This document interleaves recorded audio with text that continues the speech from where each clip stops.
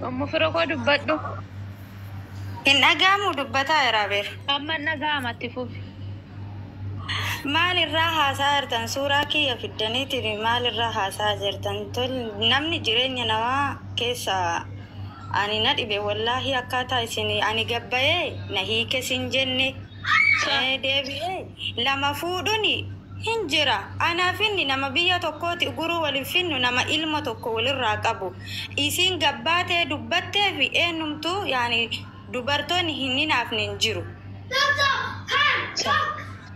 Isin hiike jettusi anaaf isa wal beeka maatii lamaantu waliin nu beeka deebi'ee moo haada anaaf isa jidduu hin baanetu nu jidduu jira. Wanni immoo isin irraa dubbattan tokko maa isin na dura taate ani isii duubarra ta'ee eessumattuu jaartiin ganamaa jaartima ganamaati warri isiif dubbattanis warri anaafis dubbattanis ani yoo wanta biraa isin arrabsiteef irraa haasoytan garuu wanta kiyya keessan fidina jireenya kiyya an jiraata jira kabajaan ilmoo kiyya wajji manuma kiyya keessa jira deebi'ee kabajaan ilmoo kiyyaa fi anallee jiraachisaa jira inni. Gobas. Firaa'oon ani waan hin foto kana fayyadame sistimu. Dhimma kiyya keessa hin fidina Firaa'ooli an jireenya kiyya jiraata jira alhamdulillah nama ilmoo kiyya guddifataa jiru kabajaan innis nama kabajaan haa ulfaatu nama kabajaan ilmoo kiyya jechuun ka isaati teennee guddifataa jirra ilmoo kana maaliif akka ilmoon guddifanne na gootan? Okay, amma gaafiin kun anaaf immoo ummataaf Firaa'oon? Ummataaf. Okay, ummataaf. An garuu waan hin foto kana fayyadameef sitti madhagai. Aye. Ani foto kana wallahi libbeedhayyuu ni ilaalle baay'ee weenyu fuuldura yeroo akka dudduuba jiru. Taansuudhaani ani kan hin fayyadameef foto kana gad deebiseetii miti ol deebiseetanii jaalalan ibsaa jira beektaa? Yaani uummanni kun uummata jaalalaati kan jedhamu tokko lammaffaa immoo waan badaa miira na tuqetu jira. Innis maanni yoo jettee guyyaa kaleessaatiif dheengaddaa ijoolleen Lumti arsii jechuudha siiduunaa gadi garagalchanii waan sammuu nama cabsu waan nullee hamilee keenya cabsu nuti ijoollee Jimmaa dubbataa turan jechuudha harraban taane jedhanii ani ala kulli hal wanti dubbachuu barbaade maalinni yoo jettee nuti sareen tokko biyya biraati biyya fagoodha Itoophiyaa keessatti biyya fagoodhaallee yoo finne saree tokko guddifanne sareen keenya suni nuu kabajamuu qabdi.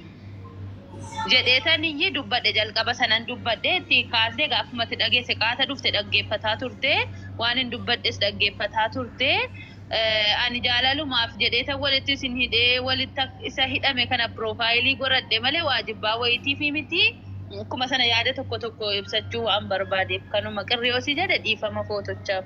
Gaddeebiseeti miti waan ta'eef qirresin jedhu. La fayyadamii rakkoon qabu garuu isin namni tokko yoo nama arrabse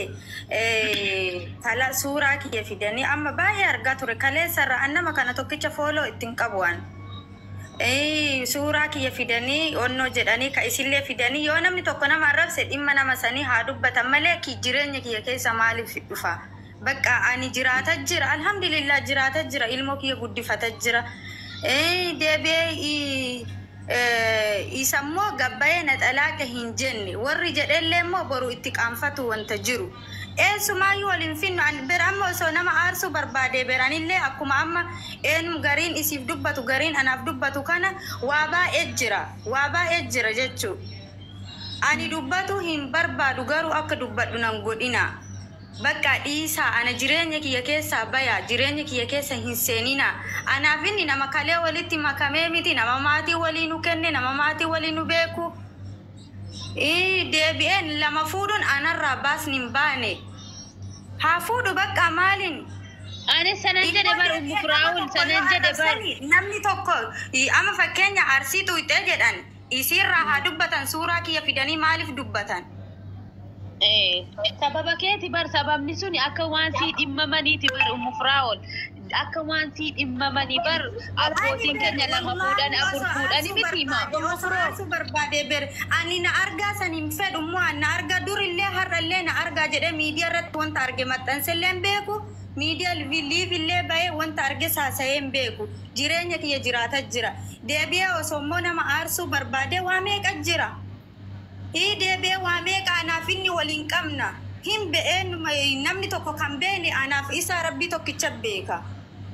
Garuu dhiisa warri immoo nama hinaafu viidiyoo fiddanii maalii gootanii asirra ofaartani ana jireenya kiyya keessaa baya. Ani jiraata jira ammallee kabajaan mana kiyya keessa jira. Kabajaan mana fuudheef narraa ba'eefillee osoo hin ta'in ani dubbataa hin jiru waa takka. Isin arrabsitee fi dhimma isii achumatti fixa. Dhimma kiyya keessa hin fidina. Isin lanaa jiraatu anillee jiraata jira. Eenyumtumaa ana mukuraa'u laata kontii dabarsaan carraa kanan argadhu yoo ta'e waan ta'eef. Nama fuudhuun lamaa miti ka sadii afur meeqa kami kaayiroo kana keessa ka jiru. Waanan si dabarsuun qaba amma ati akka keetti jechuudha nama 900 si daawwataa jira. Oye miyuutii qabadhaa ijoo atamma fakkeenyaaf jechuudha ummata kanaan baatee naa dubbadhaa isin jenne akka yaadutti ummatuma kanatu giroo dhabaan qocee dhaqa jedhanii giroo dhabeeti malee ati naa dubbadhaa hin jenne maaliif laanna'uu siin addisiin hin baane warra namni namarratti fuuchuun dhaqee cooftoo fi fanxoosii fidurra dhaqee waan hin taane zinaa hojjechuurra laaqamurra. Inni dhageessani ani hin bu'a. Walumaa galatti isin arrabsiteef suuraa kiyya fidanii narraa hin naasayina. Yoo dhimma mataa kiyyaa taate suuraa kiyya fidaa wanna barbaadan naan jedha. Garuu isin arrabsiteef arsii arrabsiteef suuraa kiyya wal biratti nu fidaniitiin waa tokko naan hin jedhinaan. Amaanaa isinitti haa ta'u suuraa kiyya tokkichi keessan hin fidina. Isin arrabsitee miti suuraa isii akka barbaadan gochuu mirga qabdan. Garuu suuraa kiyya biratti fidanii an isin hin arrabsin. Makan keetii miti bar footoon gadi deebi'ee mukuraa'u lakirratti na dhaga'iga. Footoo keetii miti bar kan isiitiif kan reediiti malee koo kan kee gadi hin deebifamne bar nagumaan akkana isaan inni mana kooti. Abbaa mana kiyyaati kabajamaadha hin jaaladha deebi'ee abbaa firoo kiyyaati deebi'ee nama gosaa fi firri ittiin na beeku eenyumayyuu yoo ta'e jechuudha. Qoy ani kanaafuu si jedhe bar ana biratti miti ka ani koo mataa kee gadi deebitee man deebifne. Jirtu kara bira jirti hin jenne warri immoo isii xalaaqa jedhaniitiin afaan bunanii borummoo waan itti qaanfatu jiran immoo anaaf inni nama biyya tokkooti ugurta akka waliif finnu kinoo isinitti hime ani. Abbaa ilmoo kiyyaati jaaladha hin kabaja arrallee borullee abbaa mana kiyyaati. Garuu namni tokko nama arrabsee fi asirra baataniiti suuraa kiyyaaf ka nama birallee fiddanii wal biratti nun kaayina. Ani rabbitti isin dhiifadhaan kana caala wanna takka isinin jechuun barbaadu.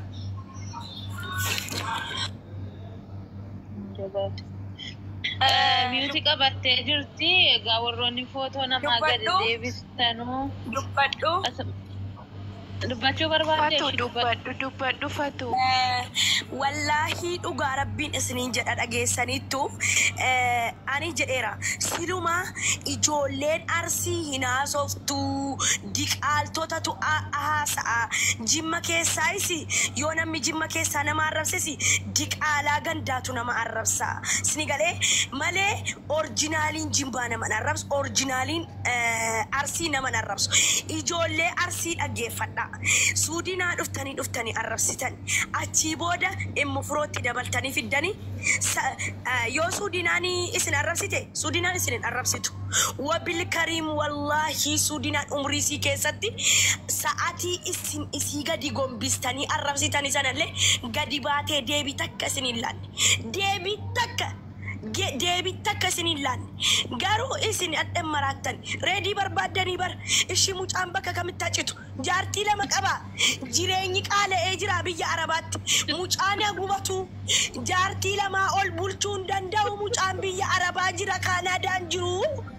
Kaanaadaan jiru Oromoo ijoollee shamarran biyya arabaa Maammadoon jirtanuun gadi nurraa qaba yookiis bishaan qabbanaa ofitti naqa reediin hin danda'u kana caala gaafa Kaanaadaa deemee isin fuudha bakka isin hin fuudhu هم بربادو زينبا مالي انتنا سودينا مالي جرى لما مالي بربادو جئيرا أنو سلا ريدي أرغتي ولا بدان جالت دادون باية جالت لغي زياتو سودينا فود اندرا مفروا جنجراتنا بقى جزين أرغو قلبين كونا هاوي غافا درا جزين ريدي أرغو والله أنينا تاتوفتي باية بريدا زناتي دا والله بكمان أفكاو نبي أوروموتي يغافا ريدي أرغو مالي نكون جري كبكا كم فريسا كيسينجي أنا ما تمتشا سنيغالي بقى يونا ولا لا نغرنو سدت جري أورغان سانا من دبرت بقى يونا دسمي شتاني ألو بقى ستراني ستا لما قول إنا مدربتا سنيغالي أوروموتي بقى جري ويو لكي زينا فهمانو إلمو في آدم ناقبا نانجران أتو مانا كيسا تتعامي يتشودا سنيغالي مالي بقى ريدي كوب الله أوريدي أتو أما غافتو كوكوفانا وجنبولي na eyyama me sudinani fi mufron na eyyamani wayo wayne ready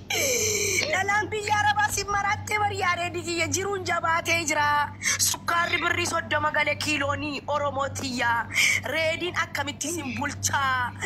baka isa bisha qabna of dika bakachu jirenya kesan hokadda yete mufron kuno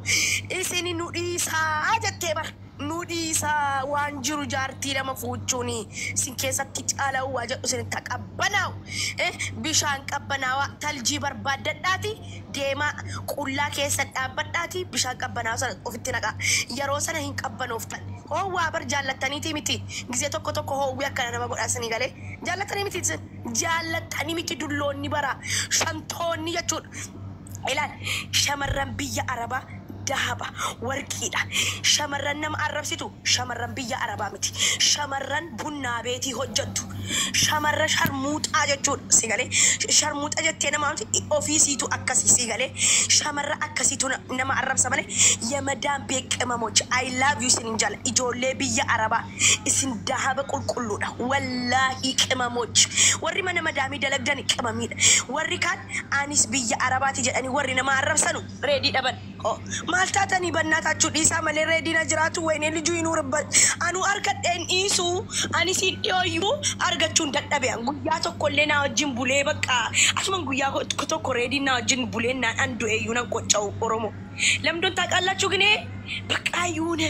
wow amazing dabar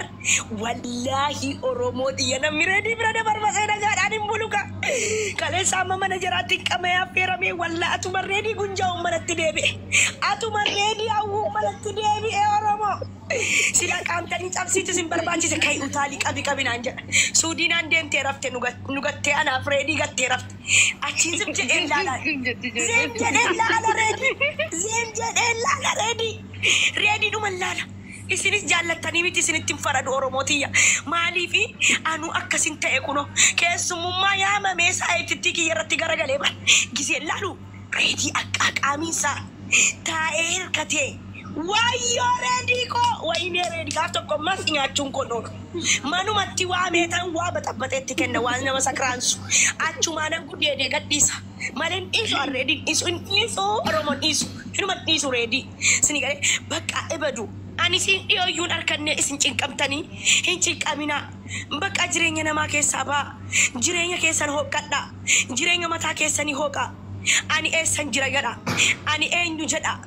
animal dalagan ko jedha family keessatin bilbila warri nama arabsa nama family keessan illee gaaf tokko dubbisan haadha keessan bilbila haadha jechuun qalbii miti gaafa isin duuti akka ibidda balbaltan ani ko jaalladheeti miti oromo gaafa isin arabstanu ani garuu ijoollee madami na jaallattu miti mi I love you naan jedha walla ni dasilalu waanuma reedi naan jedhe natti fakkaata yoo isin naan jettan mi I love you jedha mi balla wallahi lazim I love you naan jedha madam beekamamochi warri na jibbitan sinuma na jibbitan maaliif nan beektanu ka waanuma jibbamun qabu an bar qimami dhabaran wallahi I love you nan jedhame ijoollee madami yene qamamochi wayne I love you nan jedhani ko wayne ramako I love you wallahi wayo wayne ramako I love you too wallahi I love you too lakati jireenya qoosaadhaan jireenya keessan dabarsaa male maaliif jireenya suudinaa fi umufro hoqtanisin I love you jatti oromotiya Nisaka oromotiya I love you so much oromoko I miss you oromotiya wallahi ninjo Oromotiin jaalladha. Oromootiyaa I love you. Wayyo Oromootiyaa I love you too. I miss you ya madam beekamamoch. Wallahi baay'een isin jaalladha. Maaliif seetan? Bakka kabaja dhala kabaja qabdutu nama dharrabsin. Anamma nalaala Oromootiyaa gari mi ani politika keessan jiru qullaan dhufu nama narrabsu gandummaadhaan naman qeequ waan takka ajandaa namaan infidu artistiin du'een jedhu jimmiif arsiin wallaleen jedhu jimmiif arargee wallaleen jedhu waan takka keessan galu waa'ee jaalala dhufee waa'ee jaalala qaquudha garuu gize takka munna arrabsitan haadha kiyya qabrii jirtu faana jala arrabsitan ummaati ya qabrii na jala ciistee jirtu abbaa kiyya na jala du'e na jala arrabsitan haati kiyya akkas abbaan kiyya akkas naa jettan ayyeroo sana garaan na balbala waa'ee na haadha amma garuu na dhiise maaliif haati kiyya isin arkite izni isiniin gootu yaa Oromooti ya dhaamsa takka isinii dhaama dubartoonni wallaahi fatiyyee akkana kolfituun arkina keessi kiyya gubataadha keessi kiyya madaadha keessi kiyya baay'ee miidhamaadha maaliif haati kiyya atuma ilmoo naa dhali yaafatuu koo heerum yaafatuu koo naa dhali atu jettu wallaahi waggaa 10 kaansarii dhukkubsachuu siin beekwaan haati kiyya sukkaara dhukkubsachuun beeka waggaa 5 mana madaamii dalagee mana xiqqoo way ijaaree fi mana sana keessa baatii 2 teenye wallahi seenaa kanarraa isin xabsiisa akka isin naman arrabsine haadha kiyyallee deebitanii akka isin arrabsine achiin ummatiya mana ijaaree fi mana sana keessa ji'a 2 miti takkallee atuun taa'in kaansarii dhukkubsattee kufteedhan ji'a 2 dura naa bilbiltee waan takka kaartaa manaa waan jiru bakka keessa naa himte ummatiya maal taateenaan du'uun malaa namni kuni Indi maal jechuu keetenaan eeka namni bar fayyaadhuma du'anaan jirte isiin edaa beekattee jirti kaansarii dhukkubsatti ani beeku Oromoo ko ana mana ijaazaatti galee jira aara galfachuudha maqana dadhabee jechuudha sini galee ana mana jira achi wallahi azim guyyaa takka guyyaatti yeroo 3-4 haadha kiyyaa naasa guyyaa takka na jalaa badde akka maraattuun ta'e ollaan bilbila na jalaan kaasa bilbilli sii cufaadha maraachuu ka'ee ollaan na jala maal taatane nan bakka hin rifatini ummaa kee dhukkubaa maal sukkaaraa okay maaltu barbaachisa birri meeqa birri 20 eessaa hafidu birri 20 kuma digdama miti qarshii takka furkaan qabu nasrii aanolee fi zaara entertainment TV mubarak musamma rabbi umri isaanii adheerasu no miidiyaa irra baatee inkadhattu kuma 20 jedhanii wali buusanii ummaa kiyyaa ergan ammas doktarri birri ishii dhibeensi maaliin jedhe bakka naayima bakka hinduu naayimaan jedheen kaansariidha anaan jedhan yeroo sana jireenyi na golgoloofte jireenyi na dukkanoofte sasin amma haadha abbaatti qalladanii haadha abbaa arrabsitan wallahi nama duraadha ta'e boohaatiin isinitti hima achiin jireenyi natti golgoloofte singale achii booda wallahi warabbal ka'aba gabbahe bakka yaa garee lijoochin jedhe ka amaaraanis oromoonis tigireenis berbera saboochin kadhadhe namni natti cakkaneen jiru sigale namumti natti jabaateen jiru walin naabuusan walin nama bunnaa beetii barbaade kaayiroo keessatti mana bunnaa beetii barbaade haadha kiyyaa bunnaa beetii hojjedhe sigale hakkamsiisuudha jedhe sigale garuu nadhabe bunnaa beetii sana dhabeetan gabbahe kadhadhe gaafan kadhadhu amaarri natti cakkanne oromoon natti cakkanne tigireen natti cakkanne berbera sabochi asiif asiin na gargaaran arsii jimmaa arargee baaleen jenne wallaggan jenne walloon jenne kutaan 11 na gargaare haati koo hafuun dandeenye hinduute sigale achi booda fitnaa baay'een arge sinigale achi booda nama haadha kiyya tuqu nan gabba nan gubadha maaliif ana obboleessa biraan qabu ana abbaa haadha qabu isini haadha na arrabstan isini abbaa na qeexan ana jireenyi ko nattin tolu ana dalagaan qabu ana akkamitti sammuun kiyya deeme mana madaami dalaga ana haati kiyya reeftes wallahi guyyaan maskida jala bulee jira golgee namaa bakka mana lakkaa'ee har'a yoo mana ebaluu rafe hadda mana aslii yoo bule bormoona mubaarak bor ebaluu bira atuun akkas jedhu nama dubartii jechuun moodeessii barbaachisa dubartii jechuun qabaatii barbaachisa waan sana hunda dhabee jechuudha isa amma jireenyatti qoostan haadha abbaa keessa dhiistanii asirraa haadha abbaa namaa arrabsitan wallaahi rakkadhee beela'ee beellina ajjeesee wallaahi mubaarak na cinaa dhaabbata garuu yeroo hunda na cinaan dhaabbatu maaliif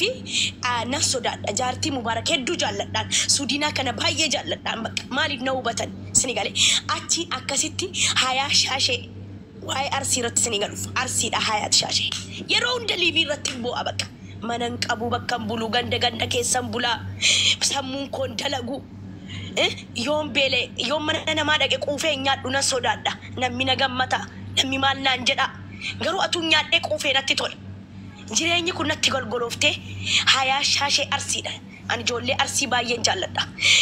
hayaa shaashee arsiidha Ameerikaa jiraatti ni beektani na laaltee tiktaakii kanarratti maal na goote seetan please call me yatte na bilbilte walirra boonye ani obboleetti keeti waan rakkattee natti madhunaa jette wallaahi wali boonye na cinaa dhaabbattee booda kana obboleeyyan gaarii akka iluunaa kenne akka abdiisaa akka maamadaawwaa keerii mihaa namoota naa baay'isee moobaayiliin koo kaameraan isaa mul'isu mana naa kireeffatanii moobaayilii na bitanii hayaa shaashee jechuun intala arsiiti na cinaa dhaabbatte ilaarraa na cinaa jirti har'a yoon ka'ee naa xiqqoo fuula kiyya laayiviirraa anaa taa'u argate dawwalte maallaqa dhabde maal ni beelaawte maal taate akka haadhaan na dubbisti sinigalee rakkina baay'een dabarse maali sababa haadha kiyyaati gubaansaa na gadhiisuu didee waggaa tokko kolfine garaa kiyyarra eengaddareef kolfuu eegale sanuu nama haati kiyya jettee jireenya koo keessa dhufee gale sinigalee jaarsa sa ta'u obboleessa sa ta'u jireenya koo keessatti dhufee raamadaana eengaddaatti rabbii tiyyaan jedhe haati kiyya maal naan jette seetanii gaaf tokko ummaa tiyyaan jedheen namni hundi jijjiiramaa ati qoftiin hin jijjiiramtu maaliif hin jedheen allaanan amanin naan jette hin jijjiiramaa jette maamaa kiyya maal jechuudha haati namaan jijjiiramtu jenna ani koo jaan jette gaafan duun sitti jijjiirama fatuu koonaan jette wallaahi oromo garaa na balleessite garuu jette ishi kana akka keetiinan arkadha atiin sin ajjeesin ani haadu usi duran jedheen no ilmooti yaatiin duutunaan jetti si galee achiin maalin jedheen namni akka keetiin arkama ena ani sin eebbisaa jette takkana abaarteen beektu atiin anaa jettee cabdi waggaa 14 irraa kaasee hanga waggaa kana umrii kiyyaarraatti takka gammadeen beeku baatii 3 ergan gammachuu eegale sinigalee achiin ummaan tiyya jechuudha sinigalee nama itti nama bareedaa nama naamusa qabu nama rabbiin sodaatu nama barataa nama beekaa rabbiin fidee jireenya kee keessatti galchee ati immoo garaa kee irraa kolfitee jette gammaddee jiraattaadhaan jette raamadaana eengaddaa layliin na nafne wallaahi oromo yaa rabbiiti yaa waan maaliin sitti balleessi jaarsa bareedaa yookiis immoo namuma na hubatu naa kennin jedhe mucaa kana rabbiin jireenya koo keessa fiigsaa fidee jireenya koo keessa galee mucaan kun gaafa jireenya koo keessa galu mucaan kun na gorsee imimmaan dur nama baay'eetu na gaafataam fatiyyee nuu boo'inaan jettan kooman maaliin isinitti balleesse oromoo boo'icha dhiisuu koo isin hin gammachiisne ani boo obboleetti keessan nama haadha abbaan qabne nama abbeeraan qabne nama firan qabne nama waan takka ani rabbii gadi oromoo qabaabar isinin qabaabar ni maaltu ana inni anumti nama tuqubar maalumaaf na tuqxaniin jedhe ana na tuqa haadha kiyya achumaanan wallaahi oromo mucaan kun dhufee jireenya koo keessa galee pooyichan dhiisee miidiyaa kanarraa ani silaa geemiin taphadhu oromooti yana beektanii geemii sadaqaan kanadhu harkanii guyyaa gabbayee akka namaatti diyaasbooraa kana yaa diyaasbooraa na bira dhaabbadhaa Kanaadaa deemuun barbaada biyya kanaa ba'uun barbaada biyyan itti madaa'e kun yeroo hunda gammachuun qaba seetanimi jaalladheetii miti barkaniin an laayivii dhufe akkasitti fataa jedhu jireenya koo kana sammuu keessa miyuuti nurraa qabi jedhiin ati tasa maaliif nama galchita namatti yoo miyuuti nurraa qabanne kun danuu darbataa jiran imariin jannanu